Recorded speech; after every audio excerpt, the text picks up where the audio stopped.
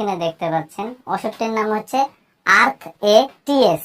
এটি একটি ট্যাবলেট জাতীয় ওষুধ, আর এই ওষুধটি উৎপন্ন করেছে বাংলাদেশের সুনামধন্য ওষুধ কোম্পানি একমি ফার্মাসিউটিক্যালস লিমিটেড।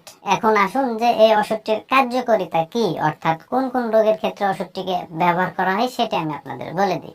তো ওষুধটির কার্যকারিতা বলতে গেলে হাঁটু, কোমর, মেরুদণ্ড, হাত ও অন্যান্য জায়গার অস্টিও আর্থ্রাইটিস বা বাতের চিকিৎসায় এবং খাদ্যের সম্পূরক হিসেবে ওষুধটিকে ব্যবহার করা হয়।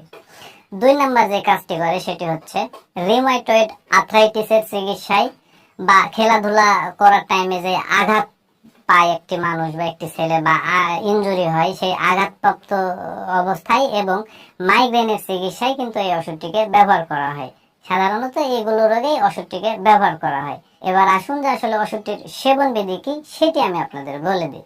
তো ওষুধটির সেবন বিধি বলতে গেলে প্রাপ্তবয়স্কদের জন্য 1 থেকে 2টি করে ট্যাবলেট দিনে 3 বার সেবন করতে হবে, অর্থাৎ সকালে একবার, দুপুরে একবার এবং রাত্রে একবার। এটি হচ্ছে ওষুধটির সেবন বিধি।